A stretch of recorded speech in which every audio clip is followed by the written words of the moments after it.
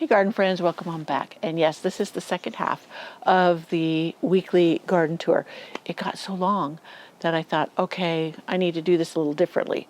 So this is the second half. This is the Secret Cottage garden, and I don't know what to call the garden beside Primrose Cottage. So we're going to do beside Primrose Cottage and the Secret Cottage garden today. So come on along and I will share with you what's blooming and areas that I have plans for. So let's get rolling.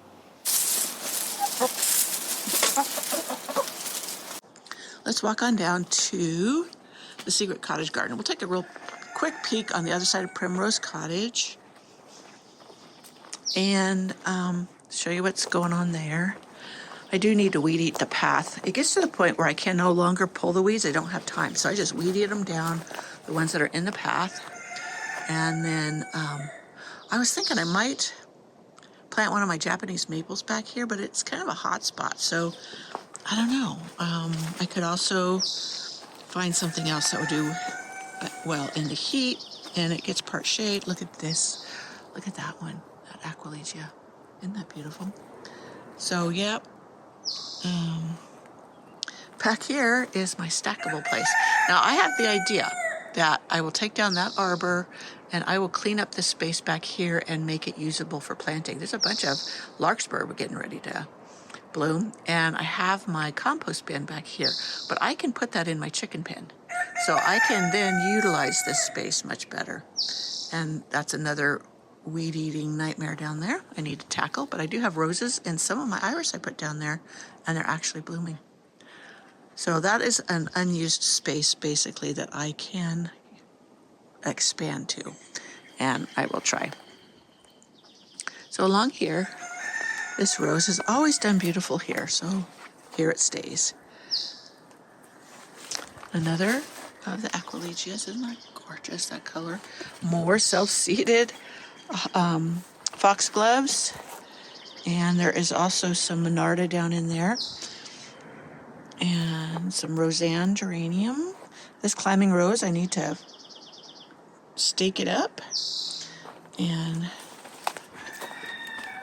oh, here's another one of those. See how gorgeous? Boy, I really am gonna spread those seeds around. Alrighty, let's move on through.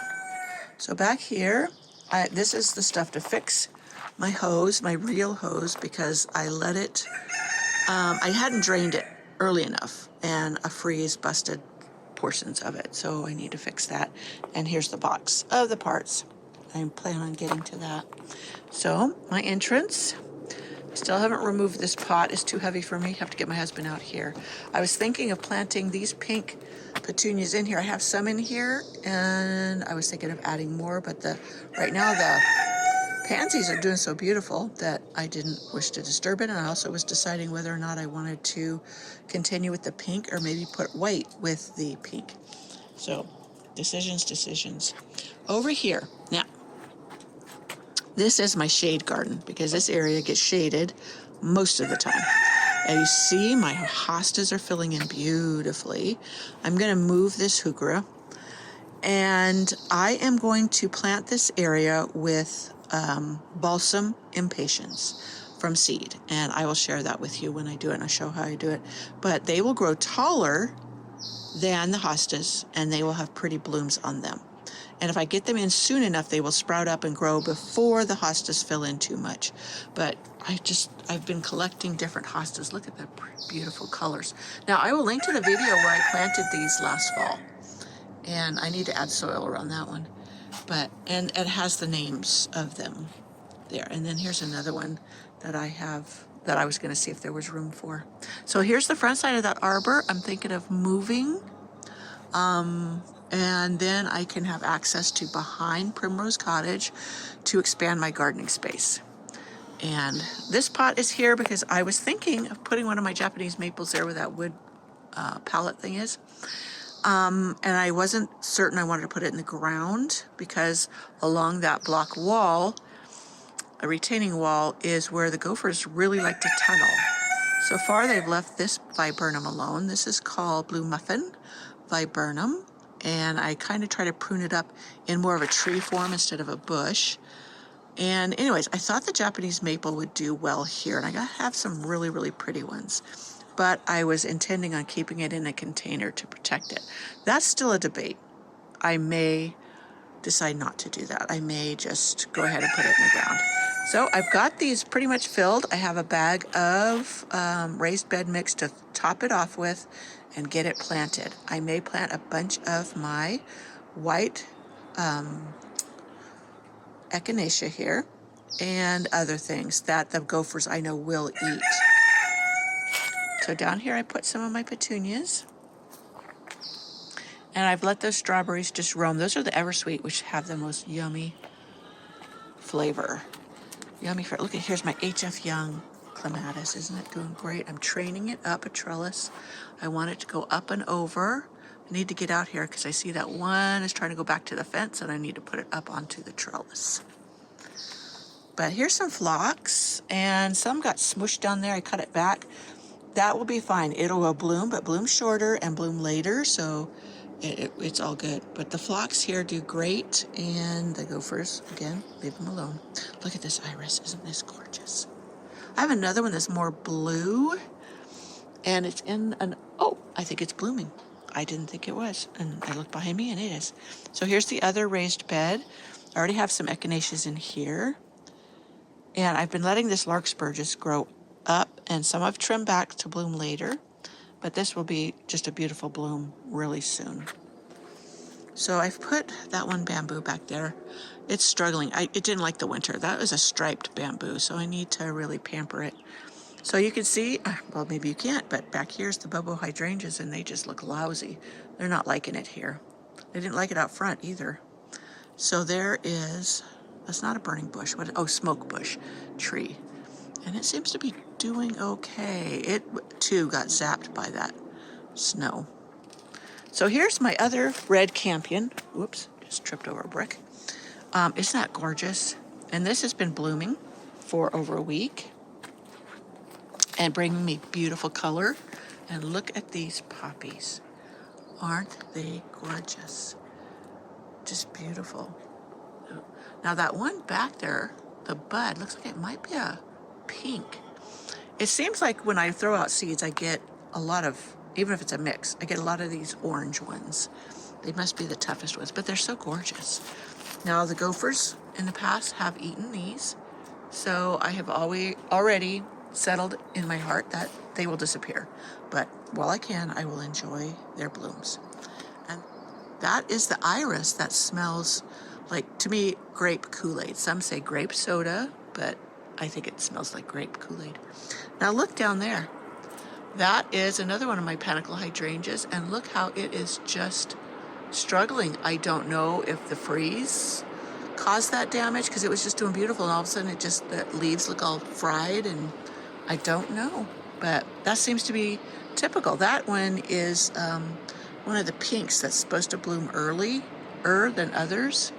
And yeah, so I don't know. I'm not too good with panicle hydrangeas. My iceberg rose, I had to prune off a lot of the singed, freeze-damaged stuff, and it's looking better. So it set it back in blooming time. These are volunteer violas in this pot. Over here is my Colette rose. I know a lot of people prefer this over Eden, but this one just doesn't perform as well as Eden for me. I don't know, it's probably my local condition. So trial and error is how you find what will really flourish for you. You can see it's still some of the freeze damage down there. So in this bed, I've got lots of things coming up. I was thinking of putting more of my lilies in here in the containers because they seem to do well right here. My dahlias last year did great in this bed. Look at my lemony lace. Elderberry. That one is just doing gorgeous. That's the color I wanted there. Just brightens it up, and I want that to get really tall as well. There's the delphinium. That's the pinky lavender one coming up, doing great. This is an echinops, you know, and it's a little thuggish. I'm thinking of removing it completely. It's just, it becomes such a hog of space and I have to constantly whack it back. And so I'm thinking I'm just going to pull it out. I started it from seed, no big deal. Here's another poppy. I don't think I put this one here. So this one spread of its own to this area. So far the gophers have left it alone. There's also lots of gophers in here. Look at this iris. Doesn't that, it just glows. Now this one has more blue to the rim edging as the other one that I showed you that was more purple. So here's another red campion doing beautiful. Isn't that a great color next to that Japanese maple? That's my Crimson Queen Japanese maple. So I'm slowly getting these roses tied down. You see how it's wanting to go up and under the deck? I tie them along the lattice and then they bloom all along the lattice, which is nice. So, okay, this is a section. This is a lamium that I just love. It's filling in nicely here. This one has a white flower that's really, really elegant. And I want to place this in more areas to cover the ground. So that's pretty much it for the gardens. I will take you along here. I've put some of my tomatoes along here. I have some more to plant, and I'll take you along on that when I do it. And over here is some iris. And over here is this strawberry. This was just blooming away, blooming away and doing so healthy, and then all of a sudden, they just started shriveling up. I don't know. I haven't seen any evidence of spider mites, but it could be that, because sometimes you don't see it till the damage is done. So I've been debating. I have more strawberries in here. It's the same kind. And these ones, I think the ones in here, I'll just toss because I don't want them to infect others if they have some kind of weird disease. But yeah, I was thinking that last year I had my peppers in this bed because the gophers will eat pepper plants. And this is a protected bed. But I'm thinking I'm going to put my basil. Put basil in here. See, look, I got some poppies coming up in here, and I'll let them bloom. This is buckwheat. This is beautiful for treating the soil. And in here I'm going to put some raised bed soil in here, bring up the level, and plant some crops in here, some lettuce and what have you. I have this to put over it to shade it. This rose is moving. And in here, I don't think I've made much progress since I've showed you in here. But yeah, I'm getting this planted up with the tomatoes so they get that extra heat they need to bear fruit earlier. So yeah, pretty much. And there's the potting mix to put in. Ignore the mess back there. This is the potting soil I'll add to those beds. And here's my staging area for stuff that needs to get planted. And this bed, because this is such a tough area, I've really considered making this mostly a shade bed and run a shade cloth across. And because during midsummer, it gets hot sun, and then the rest of the year it doesn't get any sun. So it's really a tough place to plant things. Over there next to the greenhouse, that does pretty good about getting sun in the summer. So I may plant like my peppers there. So right now it's filled with buckwheat and some native ferns. But yeah, my Kiss Me Kate. Oh, it's going to bloom. Look at up there on the top. That's my Kiss Me Kate rose. And that thing, what I love about it is the flowers. This is a hot spot. They don't scorch in the hot sun, and they just stay beautiful. Whereas this one, which I think is Viking Queen, but I'm not certain. This one, the roses do scorch.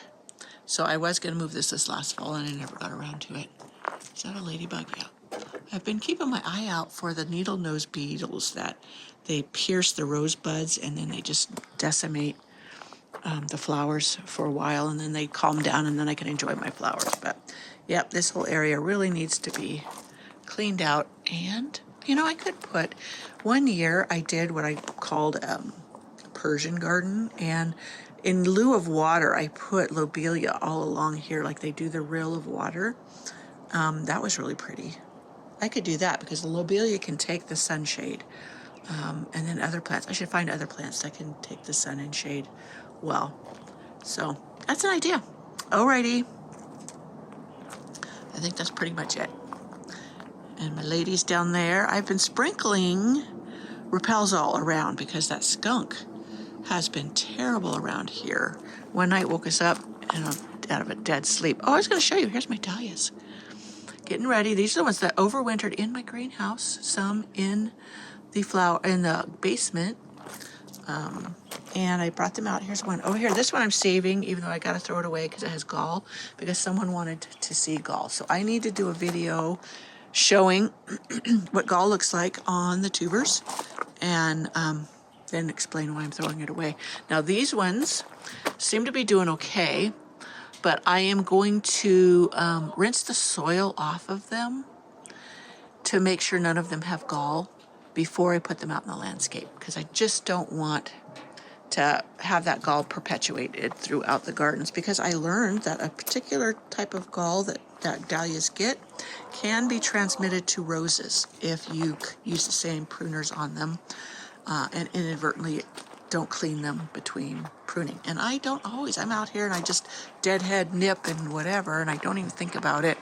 So, alrighty. So here is the Secret Cottage garden. And this is where we will end on this May 23rd. I'll put the date up so it's correct. Well, I hope you enjoyed this video of the rest of the garden. I don't know how I'm going to do these weekly garden tours, because if I do all of the gardens, they get so long. So I may just break them up into two, like I did this one, and have one Sunday and then one Monday. Because normally I've been trying to post 3 times a week, which is Tuesday, Thursday, and Saturday. Though there's days that I've had to move them about, and you've been so gracious in just following along when I do that. But anyway, so I'm thinking maybe Sunday morning for the garden tour, and then Monday morning for the second half, like do the 2 gardens and then the other one. Let's see how it flies, huh? You let me know what you think about that. Anyways, I wanted to also mention here that over on North Lawn Flower Farm, I love Danielle's videos and her channel and all that she does. I've learned a lot about cut flower and arranging, and she does a stand out in front of her house, which I think is really neat. But yeah, anyway, she had showed an area of one of her recent garden tours of a plant that she planted much in mass, and it's this golden sage. And I immediately, when I saw that, I thought, I love those colors. And it's semi-evergreen, meaning it's supposed to be evergreen, but in areas like hers and mine, in the winter, it looks really sad. Mine, it'd probably be covered with snow most of the winter, but as soon as it warms up and spring comes along, it just springs back into life and is gorgeous. So I went on the hunt for one. I saw online where I could get them, and I like getting things online if I can, or if it's not more expensive than buying them locally. I love local.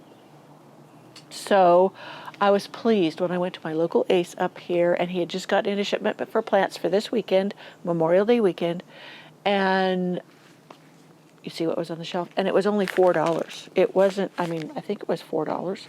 I don't remember exactly, but even if it was $8, knowing that I can take cuttings of this, I can make many more, and I can have them in the landscape. The gophers will leave it alone. It smells delightful. Yeah, this. I'm so thrilled with this. And then I was kind of scaling back my plant purchases. I have to get braces. I'm 61 years old and I have to get braces. And I have to save for that. That's why that came up, because I was trying to stop buying plants so I could save for the braces. But then this one was there too, and I had not seen this one. This is tricolor sage. Isn't that just so gorgeous? But knowing that the gophers won't eat them, that's a big deal for me right now. And so when I put something in, I can have it be the bones of the garden and not have to be replacing it every year. So we'll see how this grows for me. Then I went to another Ace Hardware down, it's a half-an-hour drive from me, because they had more selection in irrigation supplies, and I needed to get repair kits for mine. But the high school down there, that's where I went to high school, they have a greenhouse. I guess they have a horticultural program now. And the students grew plants to sell in their greenhouse.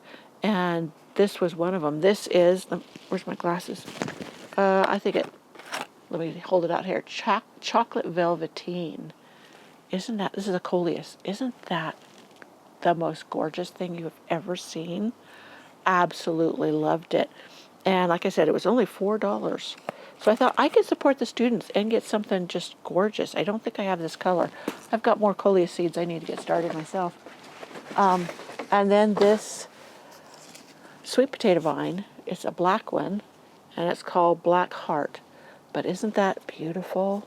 I just love these. So it says Bret Hart FFA. Okay, that's the program. Greenhouse Co-op grown. Isn't that gorgeous? I'm just thrilled that the Ace Hardware down there, it's called Calaveras Lumber. They carry them for them, and I think that's so fantastic that they support the students that way. And there wasn't very many left. I should have maybe bought more, but I was being non-greedy. But anyways, I had to share those with you. So yeah, I don't know if you have a high school close to you that it might have a program, and you might be able to buy plants that they've grown really inexpensively. I just thought that was neat. They didn't have that program. Well, they had FFA, but I wasn't part of it. I didn't know they had greenhouses when I went to school there. I don't think they did. Who knows? But I think it's great getting the students involved in horticulture and all of that. So I hope you enjoyed this video of this garden tour. And again, let me know what you think of maybe breaking up the weekly garden tour into 2 videos instead of one really long one. They're still almost 30 minutes, so they're still pretty long. But that is that. All right, friends, I will see you in my next video. Bye. So if you watched yesterday's video on the first part of the garden tours, I'm seeing an iris open. I should probably show you that iris is over there. Anyways, back to the subject at hand. You see how easily I get distracted? No. Stop. Pam, get serious. Do this right. Hey, now, no, I don't know what I'm going to say.